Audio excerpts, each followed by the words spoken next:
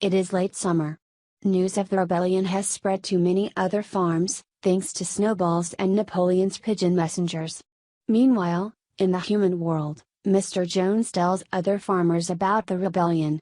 The fear of similar revolutions unites the owners of the farms adjacent to Animal Farm, even though they dislike one another. Easygoing Mr. Pilkington, of large, neglected Foxwood, and hard-nosed Mr. Frederick, of small, better-kept Pinchfield, spread rumors to discourage their animals from turning against them. They say that the animals on Manor Farm are starving. When this claim turns out to be clearly untrue, they claim that the animals are cannibals who practice all kinds of wickedness. Despite the farmers' efforts to subdue ideas of rebellion, their animals begin lashing out against them. The animals resist the farmers' orders. They also adopt the infuriating habit of singing Beasts of England. In October, accompanied by several other farmers, Mr. Jones tries to recapture Animal Farm. Snowball has already trained the animals for war, however, and they take their defensive positions. The smaller animals attack the men and then pretend to retreat into the yard in defeat. Once the men follow, the larger animals ambush them. Mr. Jones kills one sheep and wounds Snowball several times with his gun, but the animals manage to overpower the humans. Boxer is thought to have killed a stable lad, which upsets the stalwart horse. But it turns out that the boy is only injured, and he flees with the other men. The only animal who does not fight is Molly, whom the animals discover cowering in her stall. After the battle, the animals sing Beasts of England yet again. They invent a military honor called Animal Hero, First Class, which they bestow upon Snowball and Boxer. Then they bury the fallen sheep and confer upon him posthumously the title of Animal Hero, Second Class. The animals decide to call this conflict the Battle of the Cowshed. They agree to fire Mr. Jones's gun into the air twice a year, on the anniversaries of the battle, October 12th, and of the rebellion, Midsummer's Eve. Analysis of this chapter. The first part of Chapter 4 mirrors the international reaction to the young Soviet Union.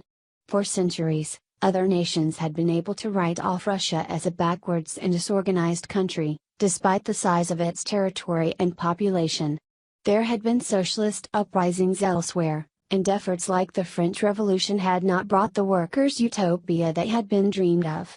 But after the Russian Revolution, and armed with a new ideology and power structure, the Soviet Union began to garner international interest due to its prospects for success.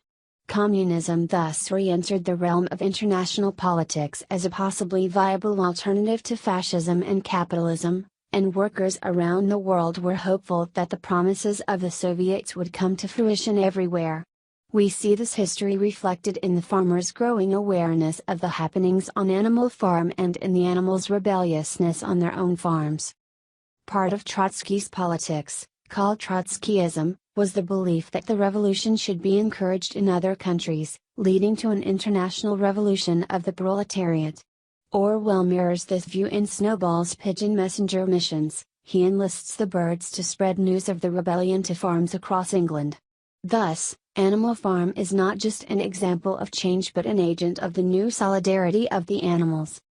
Snowball's efforts work to an extent, since animals on other farms not only start disobeying their owners but also agitate the owners as Trotsky's ideas agitated foreign nations. At once fascinated and threatened by the Soviets' increasing power, some foreign leaders found the need to suppress the seeds of revolution in their own countries. Thus, when Pilkington and Frederick spread lies about Animal Farm, they represent the Western vilification of communism. Although the farmers and capitalists to some degree were just protecting their own investments, it turns out that the villains really are the pigs and the Stalinists after all. Jones's attempt to recapture Animal Farm strengthens the bonds between the animals. The animals, small and large, work together to successfully overthrow the humans once more. Of course, the animals do not like the war. At the same time, it strengthens their determination to maintain their freedom and work for the greater good. The Battle of the Cowshed also creates a legend about Snowball's heroism that will become subject to revisionism throughout the book.